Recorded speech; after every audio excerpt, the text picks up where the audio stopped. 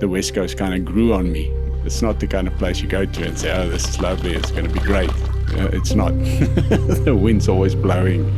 It's really hard work, but it does build a bit of character, fly fishing wise. That place will teach you a lot of things if you just keep at it. How long did it take to figure out the West Coast? I don't want to estimate, but I'd say like 15 years. And it's only starting to unravel now. Fish are there. It's just a different environment, pretty unique environment. My advice would be, if you can't see your fly, if the fish is too far, don't cast.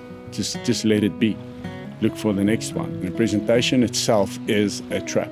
It's purely a trap. I'm setting up a trap for this fish. I don't want him to know the fly is there. That's the whole idea.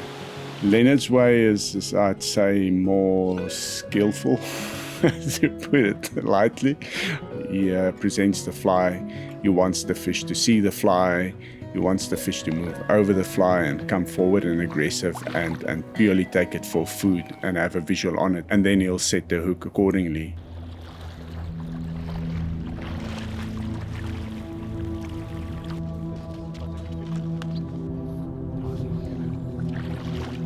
I want to get in there, I want to get a sniper session in. I snipe it in front of him, he swims over, I twitch it, I draw, he bites on it.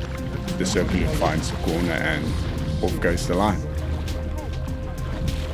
It is quite a nice fight because you can go really light, and the first takeoff is quite intense. They do clear line and they want to go, especially some fish. Some might be a bit more lazy, but most of the time they'll speed off and they'll take off. You can catch them on the sand flats, you can catch them in the surf, and you can catch them on the mud flats.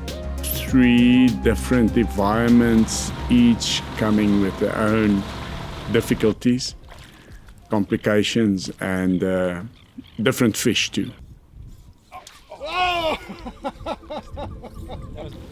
Some people say, oh, it's a banjo fish. It's one of the nicknames. It's a lesser sand shark. It's nothing spectacular, but you try and stick a hook into one of their mouths and you'll very quickly realize they're not so unassuming as you might think. They run hard when you hook them.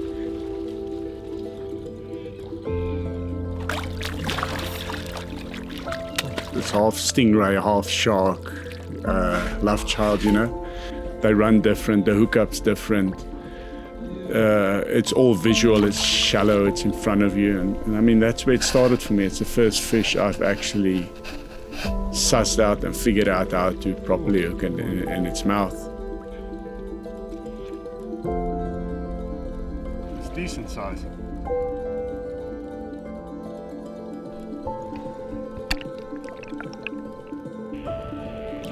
Once it takes off, I just like to call it brodies. You just see these dust clouds, like a car spinning off, and smoke trail, mud trail behind this thing as it follows you. You can literally follow the line wherever it goes. And some of them do motor. They take off figure 8s and all kinds of figures, when they take off.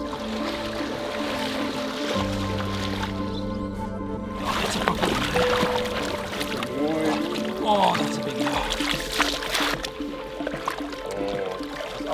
Oh, that's a big fish.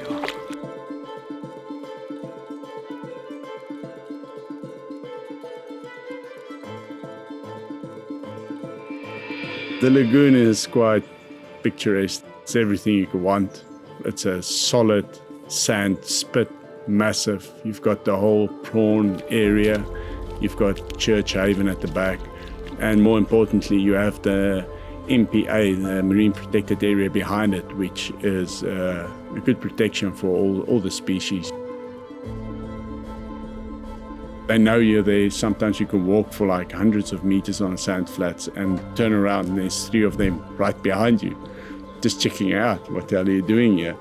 These fish are insanely sensitive. They can move lazily and you can get so close to them, but they know you're there and you're not really a threat. They disappear in a blink of an eye. Bonefish might be the ghosts of the flats, but I can tell you one thing, the Sandsharks are the Houdinis of the flats. He just goes like 5 centimeters deeper and he's gone.